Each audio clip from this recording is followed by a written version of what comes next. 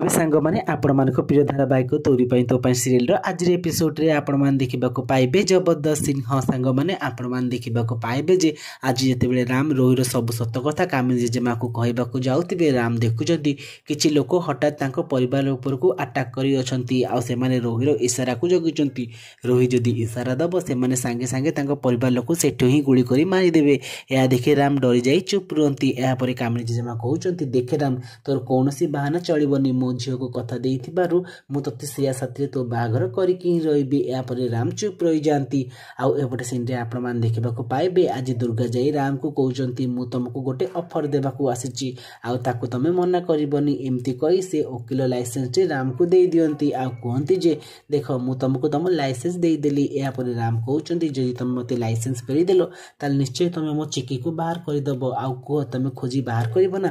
ଏହାପରେ ଚିକି କହୁଛନ୍ତି, ଯଦି ଗୋଟେ ନମ୍ବର 1 ଲୟରର ମୋ ଓକିଲ ଲାଇସେନ୍ସ କ୍ୟାନସେଲ୍ କରିଦେଉଛି ଆଉ ତା ଘର ତାଠାରୁ ଛଡ଼େଇ ନେଉଛି ଆଉ ଗୋଟେ ଝିଅକୁ ମୁଁ ଖୋଜି ପାରିବିନି। ଏମିତି କହି ସେ ରାମଙ୍କ କଥାରେ ରାଜି ହେଇଯାଆନ୍ତି ଆଉ ରାମ ମଧ୍ୟ ବହୁତ ଖୁସି ହେଇଯାଆନ୍ତି। ସାଙ୍ଗମାନେ ଆପଣଙ୍କୁ କ'ଣ ରାମ ଆଉ ଚିକିକୁ ଯୋଡ଼ି ଭଲ ଲାଗୁଛି? ଯଦି ହଁ ତାହେଲେ ଆମକୁ ଗୋଟେ ସୁନ୍ଦର କମେଣ୍ଟ କରିବେ।